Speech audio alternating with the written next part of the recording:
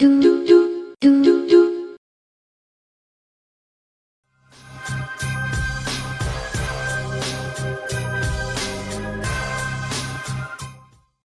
그 다음에 이제 한 10번은 보시게 되는 등록요건 5단계가 나옵니다.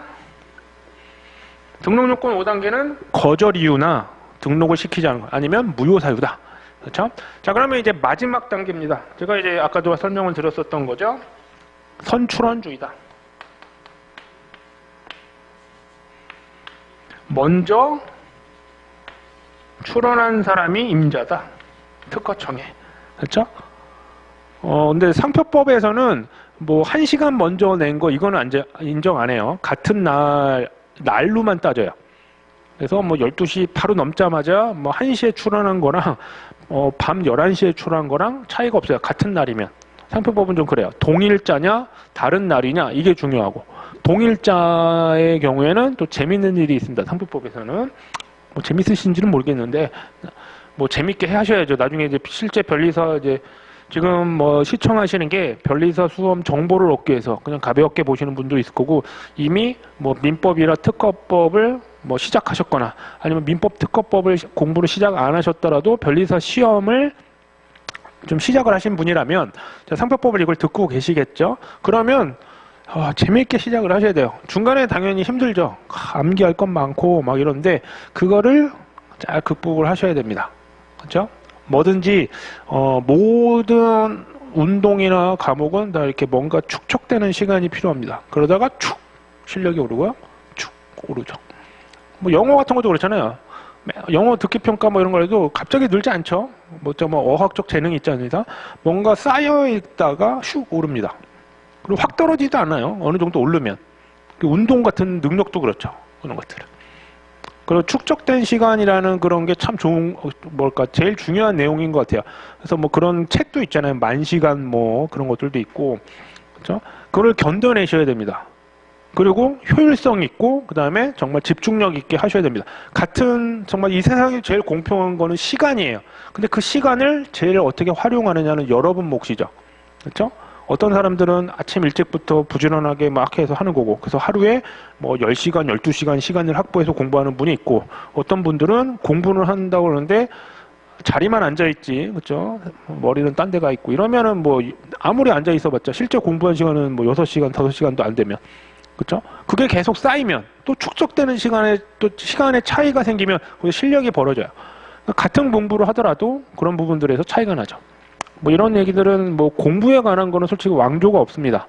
하지만 제가 이제 좀 도와드리려고 하는 거는 상표법, 변리사 시험을 공부하실 때 상표법을 이제 전담해서 이제 강의를 하기 때문에 우선은 이제 입문 기초 강의다 보니까 좀 이제 좀 이렇게 좀 관심을 가지게 하고 그런 것들을 좀 하는 거지만, 나중에 기본 강의나 그다음에 이제 객관식 문제풀이라든지, 그다음에 실제 지금 요즘은 이제 2차 시즌이 있거든요. 2차 기본 강의, 그다음에 답안 쓰는 거 이런 것들을 하게 되면 나름의 스킬을 알려드리게 됩니다. 근데 그 스킬이 그냥 막무가내식이 아니라 정확한 기준이 있습니다. 일반 강사들은 알면서도 그런 걸 캐치하지 못하고 막 하게 되거든요. 그런 것들 나중에 다 알려드릴 테니까 잘 입문 기초부터 자 관심을 가지고 좀 약간 시작을 하셨다면 시간 잘 투자하셔서 따라오시기 바랍니다. 그러면 그냥 재미삼아 보시는 분은 그냥 말 그대로 재미삼아 보시고요.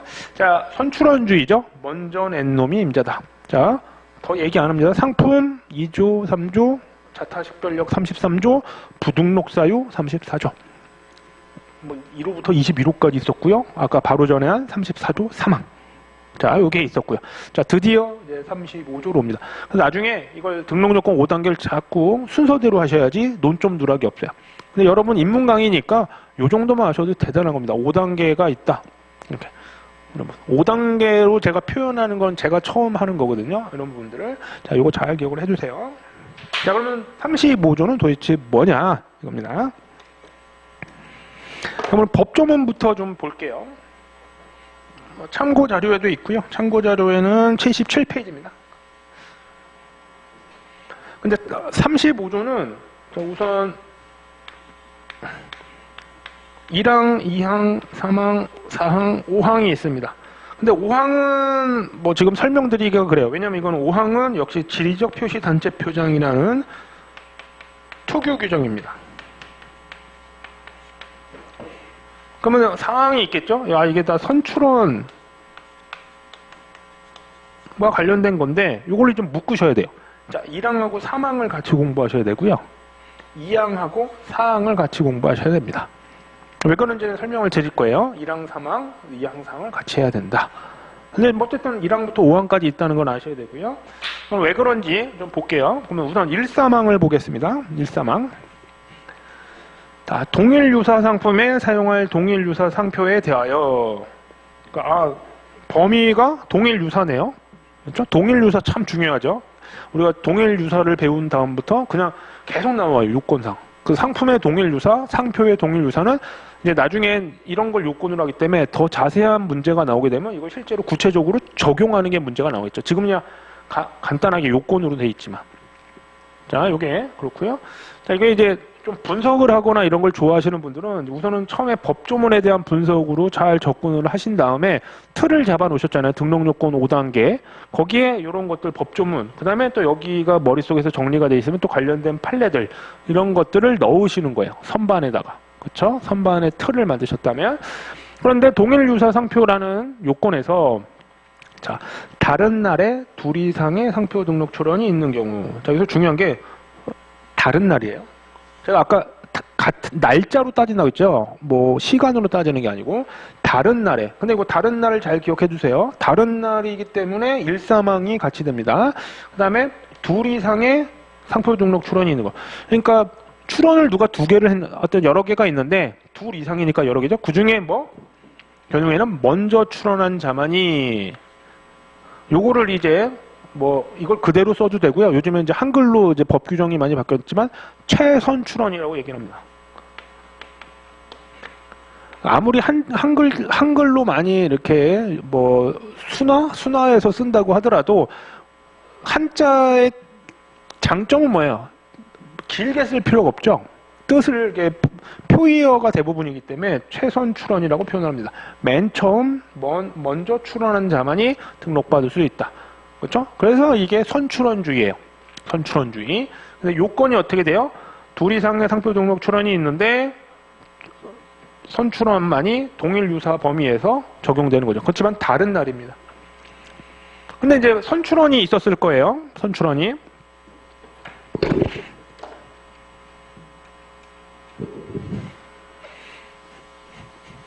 이것도 참고 자료에 다 있는 겁니다.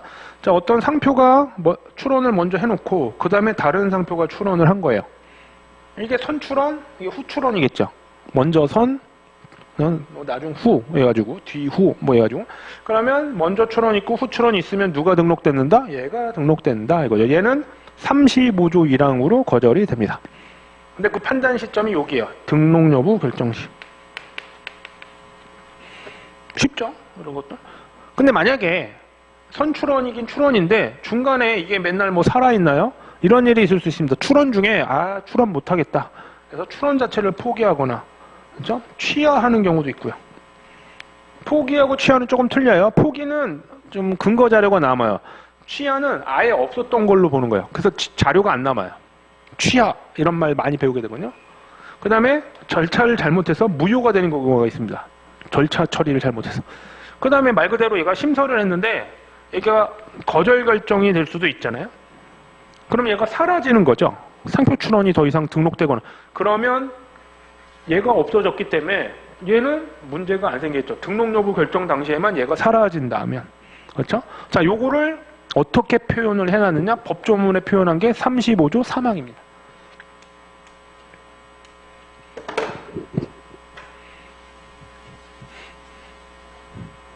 자, 그러면 제가 그냥 읽었으면 잘 몰랐을 텐데 자 보십시오. 어느 하나에 해당되는 경우에 그 상표 등록 출원은 제1항 및 2항을 적용할 때 처음부터 없었던 것으로 본다. 그래서 포기, 취하, 무효, 그 다음에 거절 결정된 거. 저는 이제 포무, 취거 이렇게 많이들 외우거든요. 포무, 취거. 아니면 뭐 순서대로 포치, 무거 이렇게 외우셔야 되고요. 한 번 외운 게 잘 안 바뀌어지더라고요. 포무, 취거, 포기, 무효, 취하, 거절 결정되면 처음부터 없었던 것으로 본다. 선출원이 없어지는 거죠. 그래서 이걸 뭐라고 표현을 하냐면 이렇게 적어두세요. 자꾸 이렇게 적으시고 입으로 자꾸 얘기하셔야 됩니다. 자, 보이진 않지만 자 어떻게 해요? 자꾸 읽으시고 쓰셔야 돼요. 이걸 뭐라고 하냐면 선출원의 지위 또는 얘 가로쳤잖아요. 선원의 지위. 따라해보세요. 선출원의 지위, 선원의 지위. 안 따라하신 분이 계시는 것 같은데 어떻게 잡을 수도 없고. 예. 선출원의 지위, 선원의 지위. 아셨죠? 요게 포기무효 취하 거절 결정되는 어떤 그런 것들 내용이 선출원의 지위, 선원의 지위라고 표현합니다. 그러니까 선원의 지위를 상실했다. 그러면 후출원은 등록받을 수 있죠. 그렇죠? 그래서 아까 그 그림을 보여드렸던 거를 바로 전에 그거를 말로 표현된 겁니다. 그렇죠? 그러니까 이거는 뭐 이걸 딱 달달 외우실 필요 없고 선출원이 포기무효 취하 거절 결정 확정되면 선원의 지위를 상실한다. 이렇게 기억해 주시면 됩니다. 선출원의 지위, 선원의 지위. 이렇게. 그래서 1항 3항은 보통 이걸 같이 보게 되고요. 자, 그러면 1항 3항을 같이 보고 2항 4항을 왜 같이 보느냐 그런데 1항 3항에서 핵심은 그 구분하는 게 뭐냐면 여기 다른 날이라고 돼 있었잖아요. 그럼 같은 날이면 어떻게 하죠? 같은 날일 경우에는 그러면 어떻게 취급하지? 명확하지 않잖아요. 그거를 2항 4항에서 규정합니다. 그래서 요거 1항 3항은 다른 날, 2항 4항은 같은 날. 요걸 이제 한자로 쓰면 이제 요걸 2일자에 출원했다.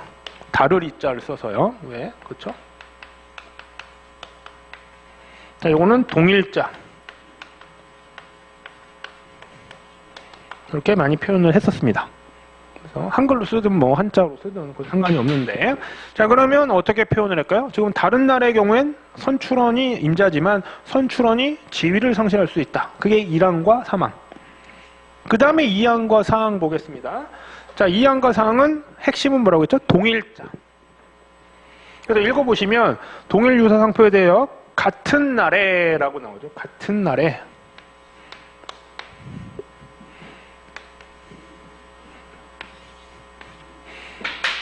둘 이상의 상표 등록 출원이 있는 경우에. 그건 아까 1항하고 비슷하죠. 그렇지만 요것만 틀리죠. 같은 날에. 그러면 출원인의 뭘 해라? 협의를 해라. 협의를 해서 하나의 출원인만이 등록받을 수 있다. 협의를 해야 돼요. 협의. 근데 협의가 성립하지 않거나 협의를 할 수 없는 때는 그러면 요거를 특허법에서도 비슷한 내용이 나와요. 요게 비슷하게. 그러면 요걸 협의가 불성립했다. 이렇게 적어주시면 되고요. 한자어로 쓰면 되게 쉽죠. 여기는 협의를 할 수 없다. 협의가 불능이 된 경우. 그러면 이게 이제 특허법에도 나온다고 하는데 특허법은 둘 다 등록이 안 돼요. 협의를 못했으면. 근데 상표법은 재미있는 걸 합니다. 이거 로또도 아니고 뭘 해요? 여기 추첨한다고 봅니다. 추첨. 저도 한 번인가 해봤는데 뭐 요즘은 또 어떻게 하는지 모르겠어요. 하도 오래전에 그걸 봐서. 그래서 추첨을 해서 하나 출원만이 상표 등록받을 수 있습니다. 되게 독특하죠. 2항. 그쵸? 그러면 이제 2항, 4항은 뭐냐면, 자, 2항의 경우에 어떤 절차적인 겁니다. 그래서 기간을 정하여 협의의 결과를 신고하고, 협의하라고 했잖아요. 신고해. 근데 그 기간 내에 신고가 없다. 신고를 안 한 이유가 뭐 있어요? 협의를 못 한 거죠. 요즘에 하필이면 지금 제가 지금 동영상 요거를 지금 영상을 찍을 때가 지금 뭐, 우리가 4월 달에 서울 뭐 그거 시장 선거가 있는데, 지금 뭐 야권에서 뭐 단일화 뭐 협의를 한다고 그러죠. 나중에 어떻게 될지는 모르겠습니다. 마음속에는 좀 예상되는 게 있는데 말은 못 하겠네요. 제가 정치적으로 큰일 나니까. 근데 협의의 신고가 없는 경우에는 자 협의를 하기로 했는데 그 단일화도 어떤 일정한 기간이 있어. 근데 그게 기간을 도과해 버리면 그렇죠? 협의 그러면 그냥 그 투표용지 찍어야죠. 인쇄해야 되니까. 어쨌든 신고가 없는 경우에는 제2항에 따른 협의는 성립되지 아니한 걸로 본다. 성립되지 아니한 게 불성립이죠. 그렇죠? 요걸로 연결이 되는 거예요. 그래서 2항 사항은 같이 공부하시는 거예요. 아셨죠? 1항 3항은 묻고 2항 사항 묻게 되는 거예요. 자, 이게 뭐와 관련이 있다? 선출원주의다 이겁니다. 그래서 자, 요거를 이제 이건 말로 표현한 거고 그 다음에 아까도 다 보여드렸던 이런 형태일 때 선출원주의가 되는 거다. 이게 등록 여부 결정시라고 했죠. 그죠? 이게 사라진 게 선언의 지위 35조 3항. 법조문 잘 기억해 주시고요. 그러면 이런 경우는 어떨까요? 근데 그럼 얘가 사라질 수도 있지만 얘가 등록이 됐어요. 그러면 요거를 보여드린 적이 있습니다. 이런 게. 그럼 이런 경우는 35조 1항이 아니라 요때는 34조 1항 7호입니다. 그래서 나중에 혹시 뭐 참고 자료나 이런 걸 다시 한번 보실 수 있으면 34조 1항 7호를 찾아보시면 요게 요렇게 그림이 돼 있어요. 그러니까 요게 아직도 출원 중이라면 35조 위반이고요. 이게 먼저 등록이 됐다 그러면 34조 1항 7호 위반이에요. 요 후출원은. 요걸 이제 뒤에 나중에 출원했으니까 후출원이라고 표현을 한 겁니다. 그래서 먼저 선등록상표가 있다면 얘를 보호해야 되잖아요. 얘는 이것 때문에 등록이 안 된다. 아셨죠? 등록 여부 결정시를 기준으로 하게 됩니다. 자, 등록 요건 5단계 중에 우리 지금 35조까지 아주 짧게 알려드리고 있지만 정말 핵심적인 거고요. 요것만 아셔도 어디서 되게 아는 척할 수도 있습니다. 물론 이제 머릿속에 자기가 넣으셔야죠. 이해를 정확하고 암기도 돼야 되는데 어쨌든 제가 목적은 이게 상표법 우리 변리사 시험 공부를 준비하시는 분들이 민법 특허법을 하셨든 안 하셨든 쉽게 접근할 수 있게 알려드리고 있고요. 뭐 나중에 상표법 기본 강의를 이제 들으시기 전에 요것을 가볍게 보셨다면 아주 편하게 기본 강의를 이해하실 수가 있을 거예요. 익숙한 용어와 또 알게 된 한 번이라도 봤었던 내용을 또 보는 거랑 전혀 모르는 걸 하는 거랑 되게 차이가 크거든요. 그래서 짧은 시간 투자를 해서 뭐 시간상으로는 그렇게 많은 시간이 아니기 때문에 짧게 가볍게 그냥 읽어보시고 그냥 이런 게 있구나. 자, 뭐라고요? 상표법 마실에 왔습니다. 동네. 그렇게 생각하시면 됩니다. 그중에 등록요건 5단계 마무리를 하도록 하겠습니다. 자, 등록요건 5단계까지 너무 잘 좀 시청해 주셨고요. 하여튼 뭐 억지로 외우시거나 그러실 필요 없습니다. 5단계만 5단계라는 말만 기억해 주시고 등록요건, 용어 이렇게 중간중간에 했었던 것들이 머릿속에 지금 여러분의 머릿속 저 구석에 들어가 있겠지만 있습니다. 그럼 나중에 기본 강의를 하게 되면 거기서 점점 꺼내져요. 그렇죠? 공부를 하시면 하실수록. 사람 머리라는 게 되게 무섭다고 하잖아요. 이게 점점 잠재의식 속에 숨어버리지만 나중에 공부를 하거나 그러면 반복을 통해서 그걸 꺼내게 되는 거죠. 이것들. 자, 너무 수고하셨고요. 자, 또 그 다음에 이어서 보도록 하겠습니다. 등록요건까지.